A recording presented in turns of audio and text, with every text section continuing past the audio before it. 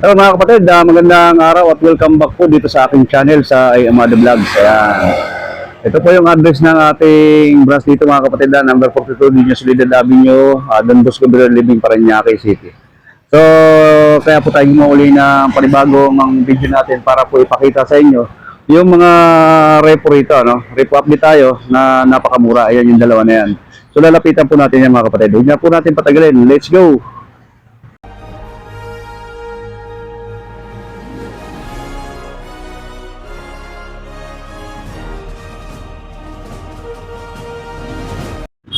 Ito na mga kapatid, no?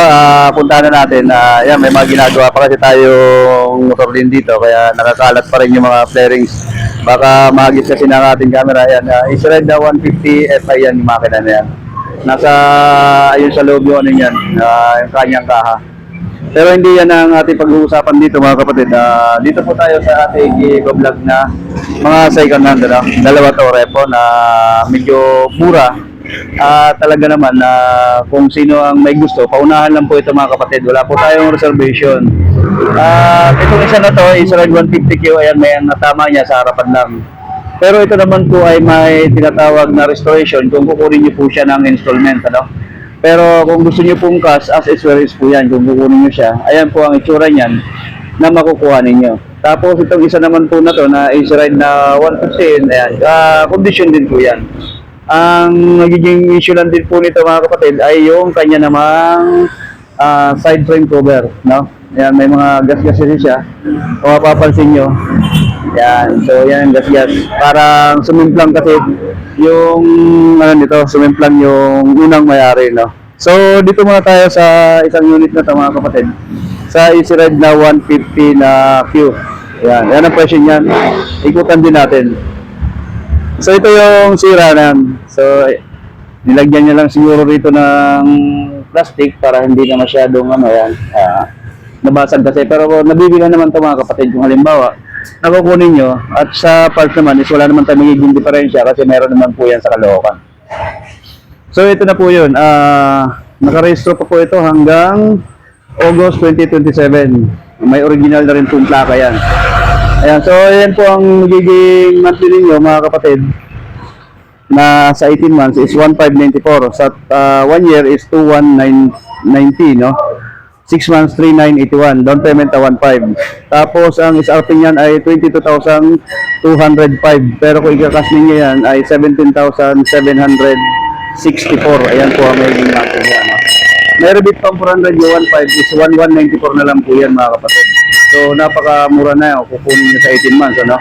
So magkano lang magiging tubo niya rito kung halimbawa nakukuha niyo siya. Okay, pero condition pa yan, ha? Ayan ang ano natin. Hindi lang natin sure dito sa kanyang panel kung may battery pa siya, kung hindi na siya busted. So wala na siya takbo, so wala na siya battery, nakaon na tayo, no?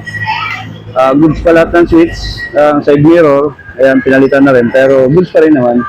Pero kung halimbawa nakukuha ninyo siya, is pwede rin nabilan nyo na rin. Hindi lang maganda ang itsura kasi nga gawa, maputik, yan. Kakahatak lang kasi yan, na-reprice lang siya.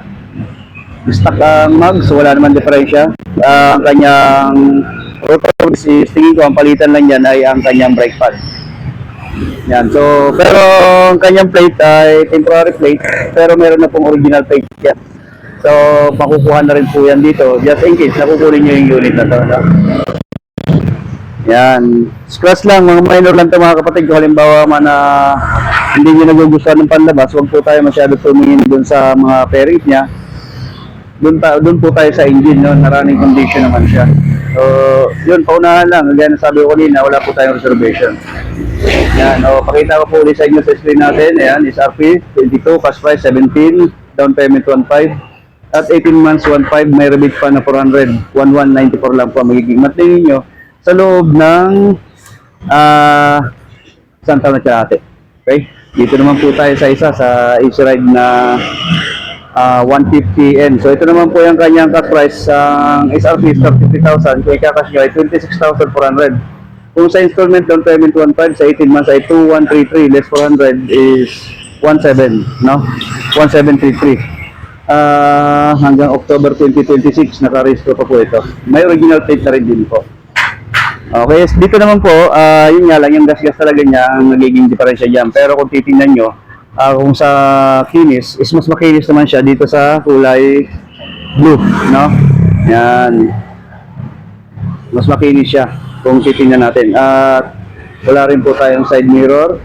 So, bibilan na lang din po natin ang side mirror yan. Tingnan natin yung kanyang tinakbo naman dito sa kanyang reading. So, meron siyang tinakbo na 12,000. Yan. 12,221. Yeah, so, yun po ang tinakbo niya. At sa looks niya, maganda pa talaga mga kapatid kung makikita niyo. Yan. May original plate na rin po yan. Yan. Kasama na rin yan ang check natin, ang kanyang disc brake. So, palitin na rin ang kanyang brake pad. At itong kanyang gulong is stock pa rin mga kapatid. So, need pa rin natin yung palitan kung halimbawa, nakukunin nyo, no? Medyo mahal nga lang yung gulong talaga kung doon tayo sa pinaka maganda rin na brand. Pero kung sa budget nyo lang, is meron naman tayo makukuha niya na 1 plus lang. 1,000 plus may gulong na tayong bago na medyo maganda, no? So, ayan po sila mga kapatid, yung dalawa na yan. So, sa ngayon, di kasi, kaya itong dalawa lang ang ating ipinakita is para makita rin po ninyo, no? Yung ating tura. Ito, tinanggalan din to kasi marumi. Nilinis yung air filter, no? Kaya tinanggal yan kasi medyo palyado siya. Siguro sa iba na may mga unit ng ganito, makakapanood ito ating video na to. Once na marumi na yung ating air filter is mahagop-hagop siya, no? Pag nalinis naman yan is good na siya uli. Okay? Yan, wala po tayong reservation mga kapatid. Napakamura na yan mga kapatid, lalo itong isa na to na 17,000 na po ikakas nyo. Meron ako yung Easy Ride na 150Q. Yan, 17,000. Murang-mura na yan. At itong isa naman, 26,000. Yan, 26,000. Yan. As is where is, kapag halimbawa ikakas ninyo yan mga kapatid. Pero, ikukondisyon natin. Kung gusto nyo, bago nyo ilabas, kung halimbawa nakukuha ninyo, kung gusto nyo pa-change oil, papalitan ng spark plug, kung ano man ang gusto nyo palagay, is libre po yun, no? Wala po tayong sisingilin doon, basta may release lang natin siya na good sa inyo, na matutuwa naman kayo. Ito pala ang isa mga kapatid, napakaganda pa ng gulong nito, all stock pa. Solid na solid pa, so wala pang bawas, parang halos nasa 95% pa na ano yung kanyang gulong, no? Unlike dito sa isa, stock din, pero halos nagamit. Hindi nga lang natin nakita yung kanyang odo. So yun mga kapatid, ay paliwanag naman natin po sa inyo kung ano magiging mga requirements, kasi minsan may mga nagtatanong kung ano ba ang mga requirements nito, no? Pasensya na. At dito na natin sa dulo na ilagay ang ating mga requirements. So kailangan po ninyo ng LTMS portal, tapos 4 na 2x2 picture, at 2 government ID including driver license. Siyempre kailangan po natin yun, yung ating driver license, cedula, barangay clearance, COA or payslip, top of billing. So yung mga bayarin po natin yan.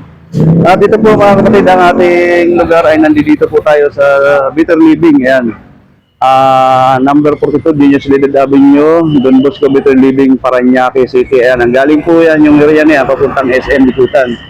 So, dito po tayo sa Better Living. So, kapag dito naman po tayo papunta sa baba, papunta naman po ito ng Moonwalk, Parañaque, no? Palabas ng City Hall. So, yan lang po ang ating branch dito sa Motorstar Bikutan. So, katabi po natin ang PS Bank. Ngayon, ang PS Bank. At siyempre, kaharap naman din natin po ang Watson. Yan, Watson at ng video. So, yun po ang ating mga katapat dito sa ating branch ng Motorstar Bikutan. Ayun, so shoutout po sa lahat mga kapatid. Gaya na sinabi ko po, paunahan, wala po tayong reservation. Maraming salamat po mga kapatid. Thank you po tayong lahat.